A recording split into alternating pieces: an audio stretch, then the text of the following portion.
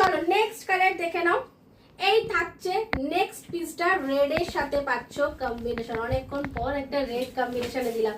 ঝাপা ঝাপ essays নেবে, ঝাপা ঝাপ essays নেবে। চলো এই থাকছে কালারটা, ও ফাটাফাটি কালার। চলো এই থাকছে কিন্তু কম্বিনেশনটা, ঠিক আছে।